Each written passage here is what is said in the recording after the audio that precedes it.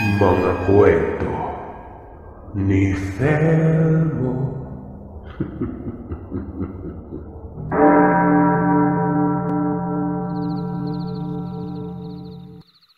Itago mo na lamang ako sa pangalang Rosalia.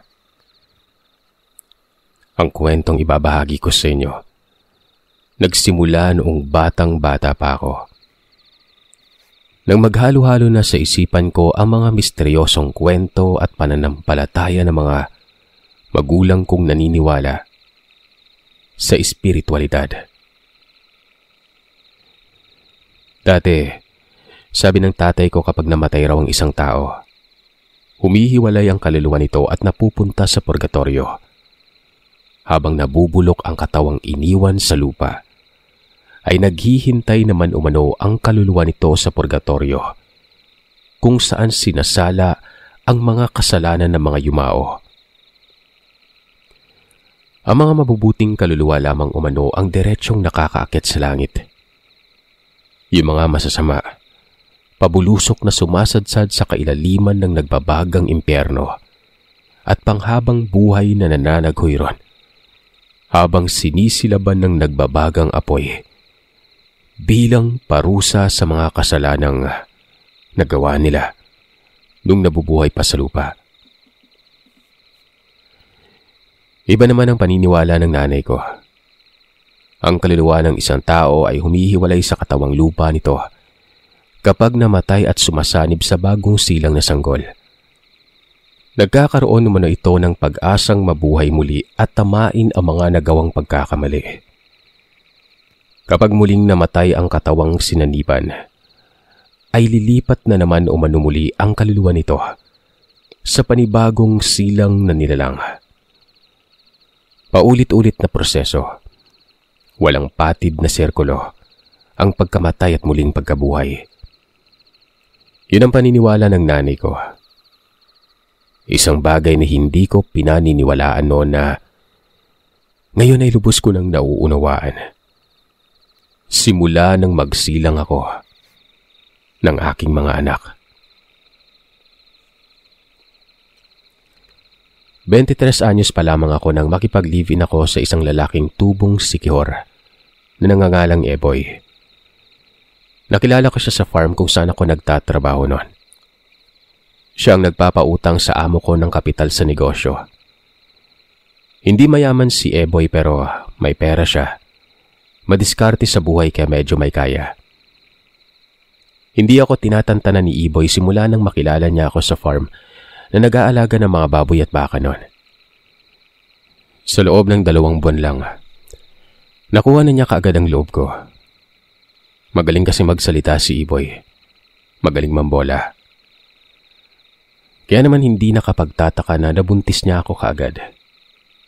Sa unang gabi na may mangyari sa amin, pinatuloy niya ako kaagad sa isang maliit na subdivision sa isang lugar sa Siquijor. Hindi pa namin naaayos na maganda ang simpleng bahay namin. Nang sugurin ako ng isang misteryosang babaeng nakapula sa bahay. Wala noon si Eboy, nasa farm. Hinanap niya ang asawa ko sa bawat kwarto ng bahay namin nang walang pahintulot noon. Sandali! Sino ka ba? Bakit ka pumapasok sa bahay na may bahay? Tanong ko. Ako si Maha. Ang unang asawa ng lalaking inagaw mo sa akin. Tugon ng babaeng may tattoo pa sa noo nun. Kung tititigan mo siya, matatakot ka talaga. Tila nag-aapoy ang mga bilugan niyang malalaking mga mata. Matalas ang bawat galaw niya. Mabilis siyang kumilos pero walang tunog. May kakaiba sa boses niya nun. Boses lalaki na parang tininisan ang tunog para magboses babae. Nangilabot ako nang makita ko ang baliktad na krus na tato na nasa itaas ng palad niya nun. Ikaw si Rosalia, tama ba ako? Madiin niyang tanong. Tumango lamang ako at inihatid ko siya sa labas ng bahay ng mahinahon. Pero bigla siyang bumalikwas at itinulak ako sa semento sabay sambit ng isang nakakakilabot na sumpa. Isinusumpa kita. Ikaw at ang iyong mga magiging anak. Lahat silang magiging anak mo. Isisilang silang kawangis namin. Sambit ng babae. Kawangis nyo? Sino ba kayo? Malalaman mo, Rosalia. Sa oras na makuha ko na pareho ang mga anak mo. Yan ang mga huling binitawang salita ni Maha na nagmistulang mangkukulam sa mga binitawan niyang salita. Natakot ako noon. Noon lang ako sinugod ng kapwa ko babae ng ganon. May halong sumpa pa. Hindi ko na ipagtanggol ang sarili ko at hindi ko siya natanong kung totoo ngang una siyang asawa ni Iboy. Para akong pinutulan ng dila at tinahi ang mga labi. Wala akong nasambit na kahit ano. Tumulo na lamang ang luha ko noon. Nanlambot ako at nahilo paglabas niya ng bahay. Naabutan na lamang ako ni Iboy na inaapoy ng lagnat ng gabing yon. Hindi nagtagal. Dumating na nga ang araw na nagpabago ng buhay naming mag-asawa. Saktong 9 na buwan. Isinilang ko ang panganay kong anak. Sa bahay lamang ako ng anak nun. Sa tulong ng hilot na kapitbahay namin na si Manang Bale. Inire ko ang una kong supling. Nang lumabas mula sa sinapupunan ko ang anak ko, napasigaw sina Manang Bale at Iboy. Mabilis na tumakbo papalabas ng bahay ang tatay ng anak ko.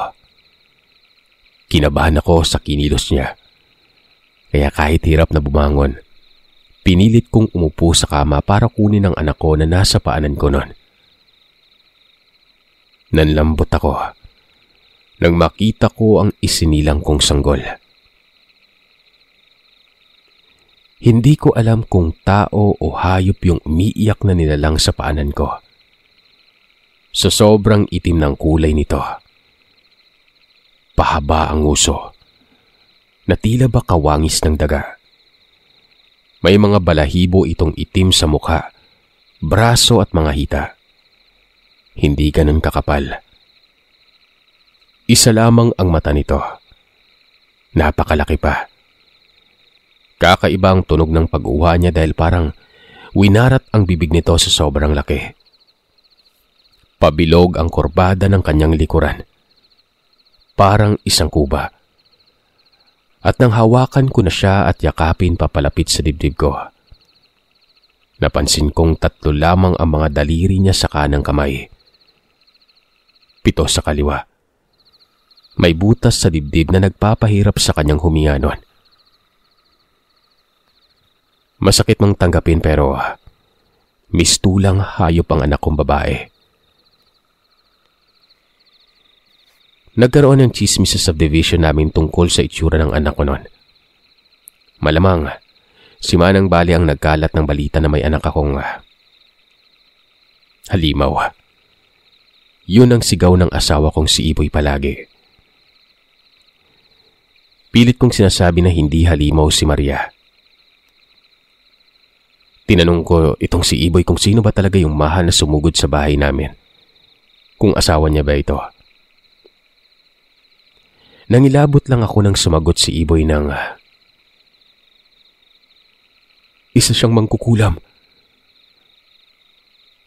Sumigaw ang asawa ko bago tuluyang tumakbo sa bakuran para manigarilyo. Iniyak ko na lamang ang lahat ng sama ng loob ko kay Iboy. Mabuti na lamang talaga at walang mga social media noong mga panahon na yon. Kundi, kumalat na talaga yung tinatago naming anak. Lumipas sa mga araw, dahil walang gatas na nakukuha sa akin ng anak kong pinangalanan kong Maria, napilitan akong maglakad papalabas ng subdivision para bumili ng gatas nun. Iniwan ko ang anak ko kay Iboy. Hirap na hirap ako noon dahil kakapanganak ko pa lamang kaya ginabi na ako halos ng uwi. Ito namang asawa ko ay parang walang pake. Parang nagbago na. Pagkarating ko sa bahay, hindi ko na natagpuan ang anak kong si Maria. Nawala ng parang bula ang anak ko na yon, kasama ng paglaho ni Iboy. Hindi ko alam kung ano ang gagawin ko ng mga oras na yon. Nagpunta ako sa mga kapitbahay at nagtanong-tanong pero hindi umano nila nakita si Iboy na lumabas ng bahay namin. Nangilabot ako nang makita kong nakatayo sa ilalim ng poste si Maha. Nakabalot ng itim na belo ang buong ulo niya.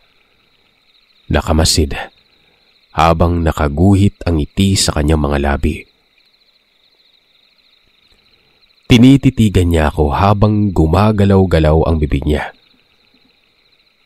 Nang tangkain ko siyang puntahan sa pwesto niya, bigla na lamang tila ba may malakas na hangin na nagpapikit sa akin noon. At pagtingin ko sa ilalim ng poste, wala na siya. Lumipas ang buong magdamag ng paghahanap ko sa mag-ama ko pero hindi ko sila nakita. Halos mabaliw ako noon. 3 buwan akong tulala lang na nakakulong sa loob ng kwarto. Dinuduyan-duyan ang higaan ng aking anak. Mabuti na lamang at biniyayaan ako ng isang mabait na pamilya. Sa tulong ng nanay at tatay ko, muli akong nakabangon mula sa muntikan ng pagkabaliw, hatid ng sobrang depresyon. Sabi ng tatay ko, huwag umano ako malungkot. Nandyan lamang umano si Maria sa paligid. Pinaniwalaan ko yung tatay ko noon. Mabilis na lumipas ang 2 taon. Nagsimula akong magtrabaho ulit. Nagtrabaho ako bilang sales lady sa isang sikat na department store sa loob ng isang mall sa probinsya. Halos 3 taon akong naging abala noon sa trabaho hanggang sa makilala ko naman si RV. Isang dicer sa supermarket ng mall. Niligawan ako ni RV noong unang araw pa lamang na makita niya ako sa mall. Tulad ni Iboy ay hindi niya ako tinantanan. Iniwasan ko siya nung una pero nang sabihin ko ang totoong rason ng pag-iwas ko, lalo umano siyang napamahal sa akin. May anak na ako, RV. Pero hindi ko alam kung saan siya dinala ng ama niya. Mahal kita, Rosalia. Kahit na ano pang nakaraan o pinagdaanan mo. Sinagot ko si RV at pagkalipas ng halos 1 taon at kalahati ay ikinasal kaming 2. Niyaya ko siyang tumira sa bahay ko dahil alam kong nangungupahan lang siya ng kwarto sa kalapit na sitio. Pumayag si RV at nagsama kami sa maliit na bahay ng payapa at masaya. Masaya ang pagsasama namin. Kung kaya naman mabilis akong nabuntis noon. Aaminin ko nung kabuanan ko ay takot na takot ako sa magiging itsura ng anak namin. Inilihim ko kay RV ang tunay na anyo at itsura ni Maria at ang sumpa ni Maha. Nang makapanganak ako sa ospital, laking tuwa ng asawa kong si RV nang makita niya sa nursery ang anak naming napakagwapo. Lalaki yung anak natin, Rosalia. Anong gusto mong ipangalan sa kanya? Nathan, sagot ko. Hindi nagtagal ay napabinyagan namin ang anak namin ni RV. Pinangalanan nga namin siyang Nathan. Laking pasasalamat ko gawa ng pinagkalooban niya ako ng isang gwapo at malusog na anak na lalaki. Matalino at bibo pa. Pero muli akong nangilabot nang masipat kong nakatayo sa pintuan ng simbahan si Maha. May bitbit itong malaking manika. Nakaitim ito na tila dadalo sa isang burol. Niyakap kong maigi si Nathan. Lalo na nang maalala ko ang mga sinabi niyang pagbabanta sa buhay ng mga magiging anak ko. Mahal? Sinong tinitingnan mo sa pintuan ng simbahan? Tanong ni RV. Pagbaling muli ng tingin ko sa pintuan nun, wala na si Maha. Ikinubli ko na lamang ang takot sa puso ko. Umuwi kaming mag-anak at nagsalo-salo sa simpleng handaan. Nang magtatatlong taong gulang na si Nathan ay natuwa ako noon. Nakakanta na niya ng buo ang pambansang awit ng Pilipinas. Hindi pa siya pumapasok sa nursery. Mahilig na siyang mag-drawing at magsulat. Matalas na rin siyang magsalita. May isang bagay lang na napansin ng asawa ko noon. Nathan, kanino yung manika na hawak mo? Sambit ng asawa ko sa anak namin. Kay Lily, sa kapitbahay. Sagot ng anak ko. Anak, hindi ka dapat naglalaro ng manika. Pambabae yan eh. Gusto ko ng manika, Papa. Bibilang kita ng robot, gusto mo? Pero nagdabog ang bata at biglang sumigaw. Ayoko, Papa. Gusto ko manika. Hindi namin binigyang pansin masyado noon ang bagay na yon bilang 3 taon pa lang si Nathan. Hindi nagtagal. Nagsimula na kaming maghirap mag-asawa. Napilitan akong tumigil sa pagtatrabaho noon bilang sales lady dahil walang mag-aalaga sa kanya. Naisipan na rin ng asawa kong si Arvin na magtrabaho sa Qatar bilang driver. Hindi naglaon ay naiwan kaming mag-ina sa bahay. At doon na nagsimula ang mga nakakakilabot na pangyayari sa buhay naming mag-ina.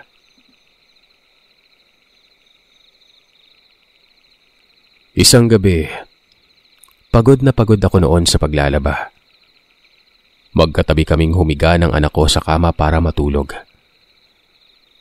Napapikit na ako noon dahil sa sobrang antok nang marinig ko siyang may kinakausap sa kisame. Maha? Maha? Anak, sino si Maha? Takot kong tanong sa sinabi niya. Itinuro niya lang ang kisame sabay tawa ng malakas nun.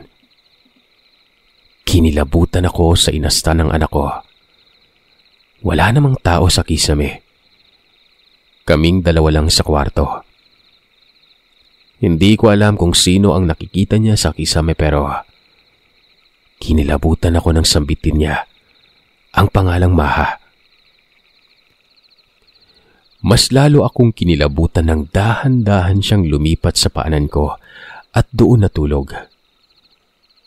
Pinalipas ko na lamang ang naramdaman kong kaba ng gabi na yon pero aaminin ko na bigla kong naalala ang nawawala kong anak na si Maria. Pati na rin namang kukulam na yon. Lumipas pa ang ilang araw. Nakangiting pinakita sa akin ng anak ko ang dinrowing niya sa puting kaupon band. Halos mabaliw ako nang makita ko ang iginuhit niya. Drawing ito ng isang mistulang hayop na sobrang itim ng balat. Pahaba ang nguso na kawangis ng isang daga.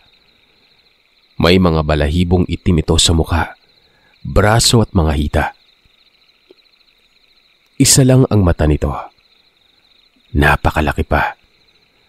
Parang winarat ang bibig nito sa sobrang laki. Pabilog ang kurbada ng likuran ng drawing. Parang isang kuba. Napansin kong 3 lang ang mga daliri nito sa kanang kamay.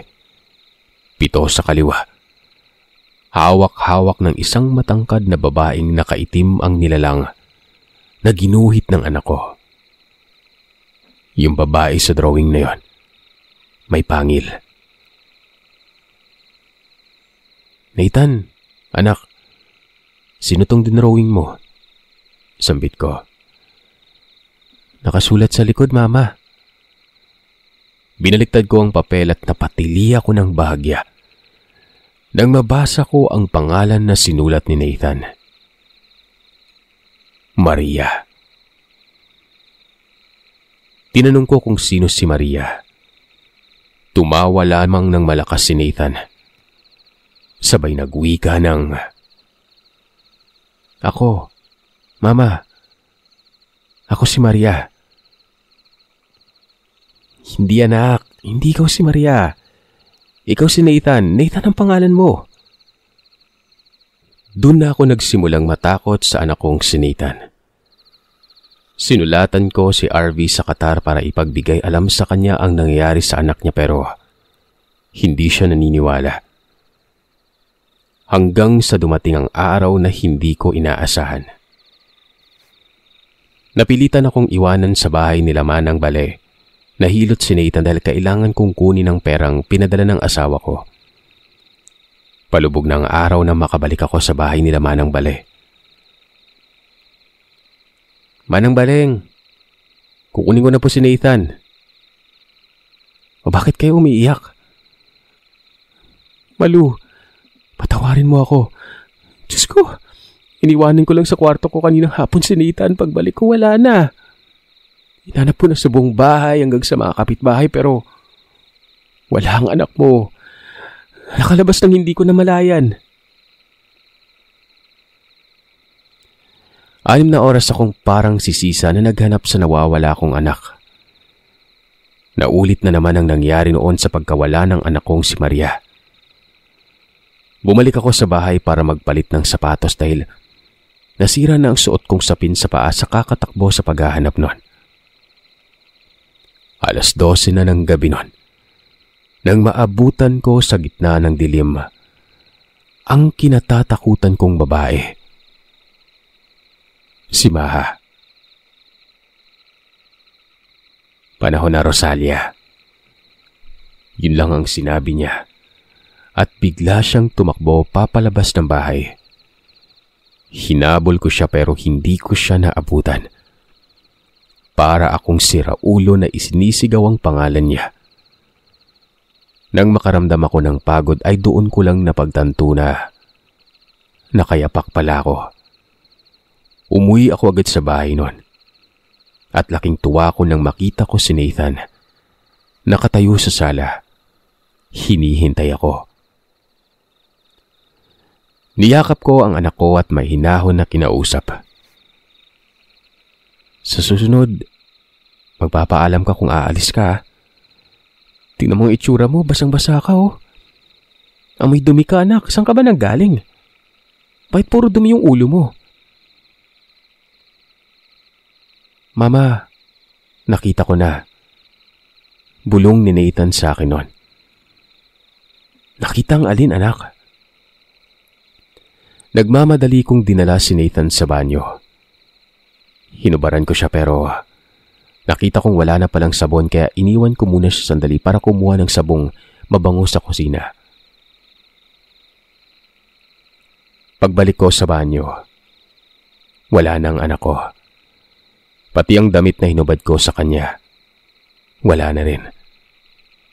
Nagtatatakbo ako papalabas para habulin si Nathan pero napatid ako sa nakabukas na butas ng Poso Negro. Wala nang takip nun. Nakatiwangwang na ang malaking butas nito. Kinilabutan ako ng matindi nang bumangon ako at sumilip sa madilim na butas ng Poso Negrong yon. Sa ilalim ng puting ilaw ng poste ay nakita ko ang anak kong si Nathan. Nakalubog sa gitna ng sandamakmak na dumi. Hindi gumagalaw. Parang patay. Nagsisisigaw ako sa paghingi ng saklolo. Nagkagulo sa lugar namin. Tinulungan ako ni Manang Bale at ng mga kapitbahay na kunin ang bangkay ni Nathan mula sa Poso Negro. Nang may ahon namin siya ay labis ang hilakbot ko nang makita ko siyang may hawak na kupas na lampin. Lampin ng sanggol. Lampin na suot ng anak kong si Maria nung araw na mawala siya sa bahay. Dala ng lukso ng dugo at kutob ng isang ina. Nagpatulong ako sa mga eksperto para sipsipin ang Poso Negro. Pagkatapos may alis ang mabahong tubig noon ay may nakita yung mga kalalakihan na maliliit na buto ng tao. Tansya nila, buto ito ng bagong silang na sanggol. Doon na pumasok sa isipan ko ang posibleng karumal-dumal na ginawa ni Iboy sa anak naming si Maria. Kung tama ang hinala ko, hinulog niya ito sa Poso Negro ng buhay. Hindi ko na nakumpirma pa ang totoo dahil hindi ko na nakita pa si Iboy magmula noon. Hindi ko malilimutan ang malagim na kahapon ko. Kahapon na nabubuhay pa rin minsan sa ngayon. Dati sabi ng tatay ko, kapag namatay umano ang isang tao, ang mga mabubuting kaluluwa lamang ang diretsyong nakakaakyat sa langit. Yung mga masasama, pabulusok na sumasadsad sa kailaliman ng nagbabagang impyerno at panghabang buhay na nananaghoy ron, habang sinisilaban ng nagbabagang apoy bilang parusa sa mga kasalanang nagawa noong nabubuhay pa sa lupa. Ganun na lang ang iniisip kong nangyayari ngayon kay Iboy na ama ni Maria. Sinisilaban siya sa impyerno, kasama ng asawa niyang mangkukulam at demonyita. Hinintay ko makauwi sa Pilipinas ang asawa kong si RV bago namin inilibing sa sementeryo si Nathan, kasama ang konting maliliit na buto at lampin ng anak kong si Maria. Sa lapid na ito ay ipinaukit ko ang mga pangalan nila. Pinag-isa. Nung araw ng libing ay nilapitan ako ng aking ama at pinulungan. Huwag kang tumangis, anak. Ang anumang nawala sa iyo, babalik din sa iyo sa ibang anyo nga lang. Tiningnan ko lang si tatay at binigyan ng matamis ng ngiti habang niyayakap naman ako ng aking ina. Sir Seth, ako po si Rosalia. At yun ang kwento ng aking nakaraan.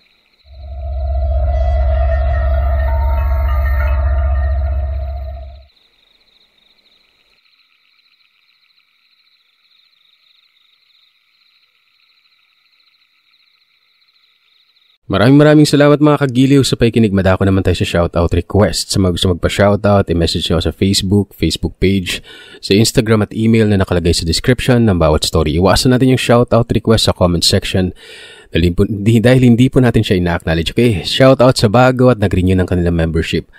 Maraming salamat po sa bago, Sir Raymond Castro. Happy 1 month, Aimee Selvela and Cianaya Jane Flores. Happy 2nd, Andrea Banalan and Elma Kumaki. Happy 4th, Thelma V. Dueño and Tondato Saway. Happy 13th, Timmy Stories and Vlogs. Happy 16th, Ashes of Roses. Happy 17th, Michelle Blando. Happy 18th, Ratzel Makiling. Happy 22nd, Clay Thins. Happy 29th, Ephraim S. Happy 30th, Rosalina Dumdum. Happy 31st, Widmart Soriano, and happy 32nd, Jainan Alisa Bernal. Ay lamang kagiliw, maraming salamat po sa inyo. Bukas po ulit, happy weekend po sa lahat.